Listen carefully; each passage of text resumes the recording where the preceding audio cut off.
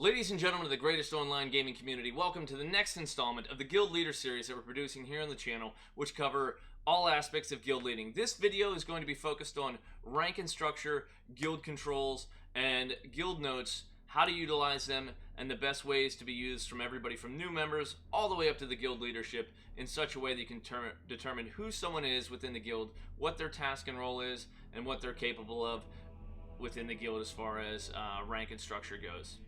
So first thing I'm going to bring us into is the Guild Control tab. If you look here, you have the option to set ranks for everybody within the guild.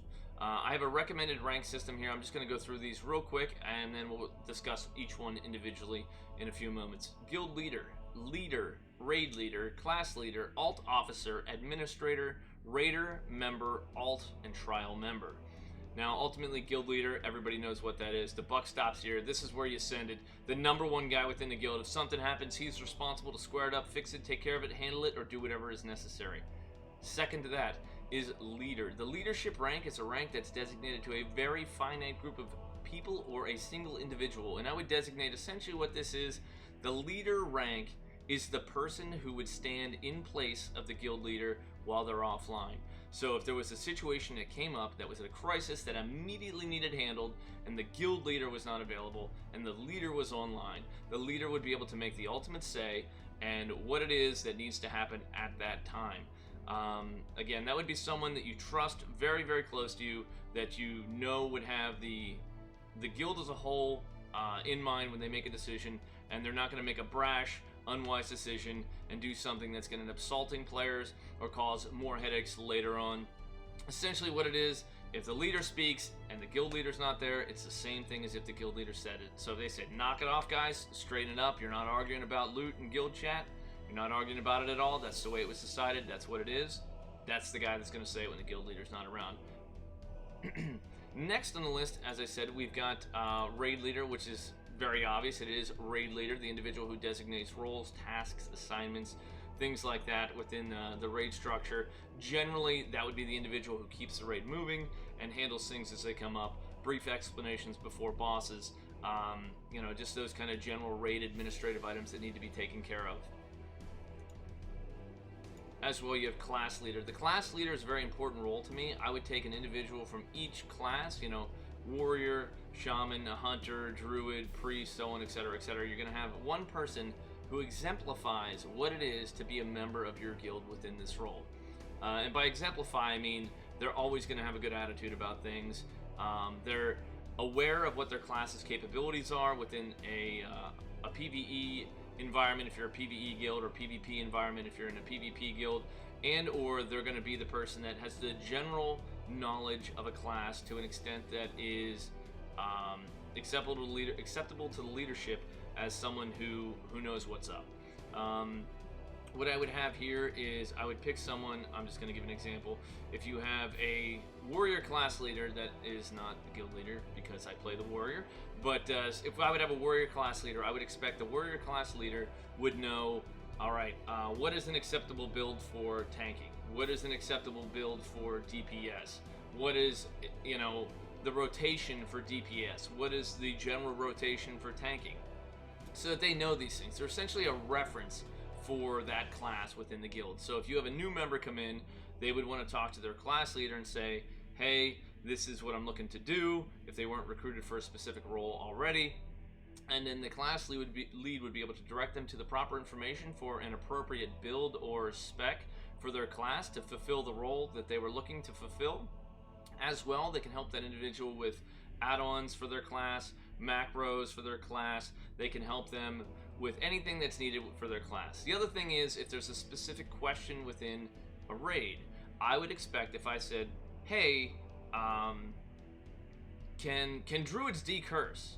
If, like, say I didn't know that, and I would say class lead so-and-so, can druids do this? And that person would say, absolutely, we can do that, but it's on a cooldown, or it's, yeah, we can do that, no problem.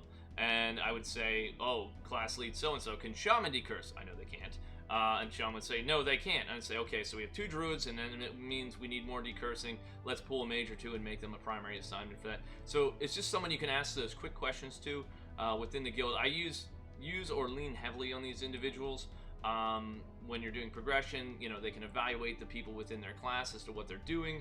If you go back and you look at raid logs and you have a question about what's going on with a specific player, so if I said, why is this rogue doing so badly on this fight?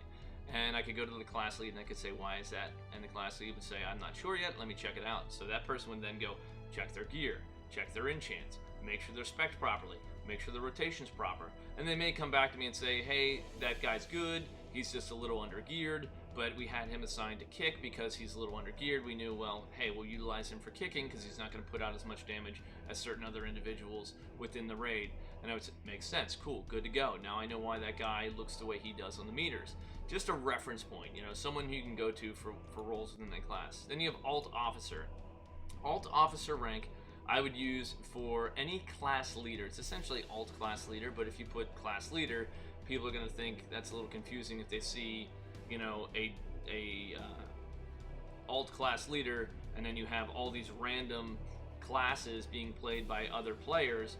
That doesn't make quite as much sense. So if you just put Alt Officer, what you can do then is say, for instance, if we have Takalet here as a class leader, as a druid, and then I would say, okay, well, Takalet has an alt. I wouldn't put her alt as, alt class leader if she's playing a warlock, because it just doesn't make sense for newer individuals to the guild. They're not going to understand, or they may get confused as to why it says that. It's just to make a clear distinction as to which one is their main and which one they are class leader of. So having the alt officer rank essentially allows them to still have guild controls as needed. They can view officer chat. They don't want to miss anything that's being discussed and having to always be on their main just to see what's going on. So hypothetically, if you're on before a raid, they're sitting there waiting, you're having a pre-raid discussion, they can still participate in that from that class or from that character. The next rank we have is Administrator. And this is a new rank. I just kind of have this filled in here for the purposes of this video. But what I had is come Classic, we're going to be having an Administrator rank. And an Administrator rank is someone who is essentially solely going to be responsible for administrative issues, things as setting up spreadsheets, such as documenting attendance, such as logging the loot records, those kind of things. Someone that's just going to be a clerk of sorts, if you will. They're not going to be able to see guild chat, or excuse me, officer chat. They're not going to have any actual in-game administrative role unless someone's just referencing them for something specific from a sheet that they created. Then you have the Raider rank. The Raider rank is going to be designated for individuals who have demonstrated they have an understanding of their class role and tasks. They've got their gear, their pre-raid and or better gear ready to go. They're fully enchanted. They understand the consumes they need to bring. They understand their task within a fight, and they demonstrate these things over time, saying, week after week after week, they're always ready. They always know what's up. They're always there. They're always doing what they're supposed to.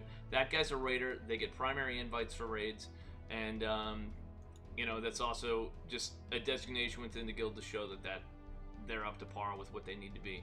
Now you have member. Member is everybody and anybody that's been in the guild essentially for 2 weeks and hasn't had any hiccups. I would invite someone in as a trial member, and we give them 2 weeks. If they're good to go, they don't have any problems, there's no reasons why they shouldn't be, we promote them to member by default. There's not really a question of jumping to that. Then in between there, you have alt, which is someone's alternate character, and that's just to designate that that's their alt. Now these ranks exist in the way that they do here because of the sorting that they offer, okay? This is where you're going to see a little bit of the benefit to the structure that I have set up. So, one of the things I personally like to do is I like to be able to sort through things and see who's who and what's what. So if we go rank, right? I'm going to scroll to the top. You have Guild Leader. Leader, which has some of my alts in there, as you see, Alt, Docken.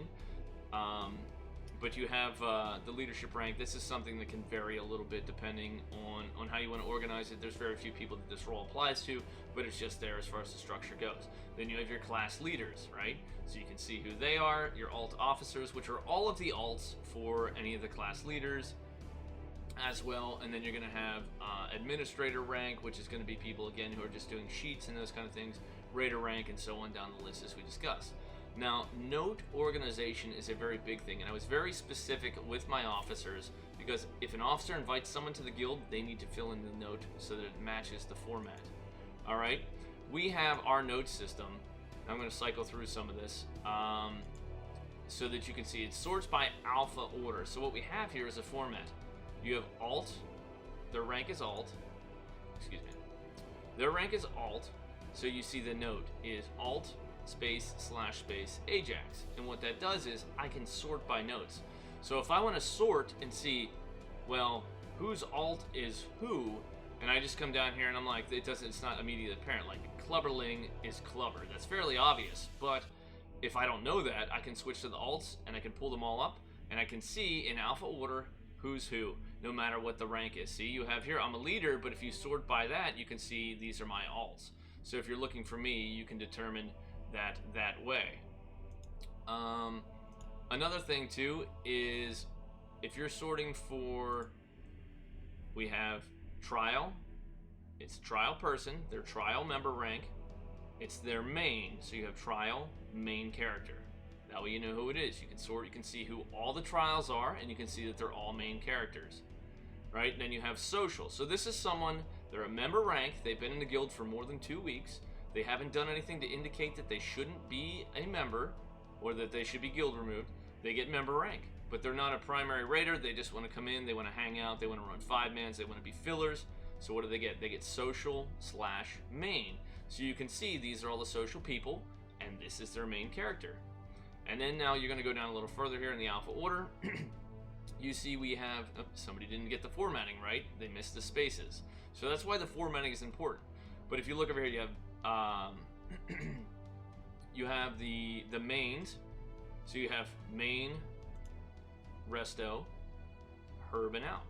So what you have is you have the designation. It's a main character, their specific role, and then their actual professions within the game. So he's a herbalist and an alchemist, right? You can go down further and you'll say, okay, here's Clubber. He's a main. He is protection. He is mining and engineering, which allows you to find people's professions as well when you're checking on that individual. Now, if you look down here, we have officer notes. This is something that is also a standardized item that we would use. When someone joins the guild, whatever officer invites them would put in. If they are a trial, it would say, so it'd be trial, main, and then it would be whatever their role is, and then if you have space, you put in their professions. But as they get invited, down here, the officer would indicate the date that they joined. So in 2/7/2017, Clubber joined the guild. And as he completed, he's got Molten Core attunement, he's got BWL attunement, and he's got a Nixia attunement. So you can see what his attunements are. If they have all of the attunements completed, say you're all the way up to Nax, they have their attunements completed, it would just say 2/7/17 all. And then you would know. Further down, now here's another example. Darkenarch. He is a raider rank individual, so he has demonstrated he is capable of performing within raids as necessary. He is a main, he's a healer. Alright, we don't have his professions listed because I don't know what those are. He joined on 9/23/17. And what this is a designation. This is the guild that he came from before he joined us. So what that does is, from an administrative standpoint, it allows you to know who's who. So there's, let me find another individual here as an example.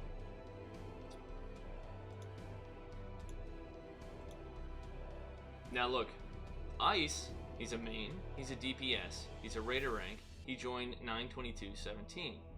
He also came from the same guild. So if I go through and I'm looking for individuals to say, who is it that came from this guild? The other guild had kind of collapsed. We pulled in a bunch of their members. I know that this person came from that guild. So it gives me, from a management standpoint, an understanding of these people have an affiliation together. They may be friends. And I need to understand that, you know, there is some type of previous connection with them. And that's just an important thing to know. So that's one way to utilize the note system, the officer system. But the main thing is just being able to designate. Now I'm going to jump down here to another member. This is an alt character, so he's an alt rank. We have a designation of alt 1 / then the main's name. So what alt 1 designation in the note system means, it means that This is an alternate character. The 1 is an indicator that the primary class leader, which means this is a mage, okay?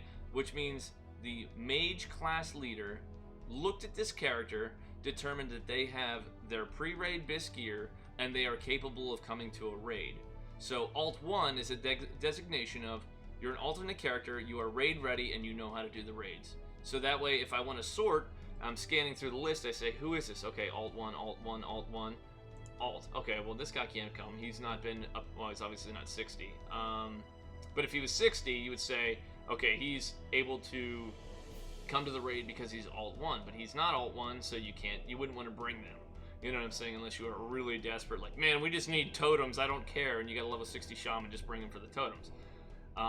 That's one way to use those notes. And this is kind of wise, as you see, there's a consistency within the list here when I'm scrolling up and down, which permits sorting purposes. So again, you can just sort by rank, you can sort by note, main, you have trial, social, rank, you have main, and then their specs, and then you have their professions that they're listed in there. As you can see here, their join date, their completed attunements, or all. So that's basically, I think, some of the important reasons that you want to set things up this way, and it's a guideline for using your guild rank, and it's also a guideline for how to set up notes. One thing I would highly recommend if you're making a guild, before you start the guild, sit down, develop your structure, develop what each role is going to do, fill it in at the beginning, and then set all the permissions, set all the ranks, and as people join your guild, make sure you come up with a format and a system for filling in the guild notes. It's a little bit tedious at the beginning, but once you understand it and your officers understand it, it's very beneficial in the future when you're trying to determine, is this guy raid ready? Who are they? Do they know what they're doing? How long have they been in the guild? All those things become important down the road when you're making decisions on who's going to get in raids, how loot's going to be distributed at times, you know, how long they've been around, have they put in the time, effort, all that kind of stuff. It all matters, and it also just gives you some quantifiable information for future reference. So guys, thank you very much for checking out the video. If it's your first time here, feel free to hit that subscribe button, ding the bell so you can get notifications when we go live for our live streams, and as well, remember, each and every time you go out there, you just gotta send it. We'll see you next time, boys.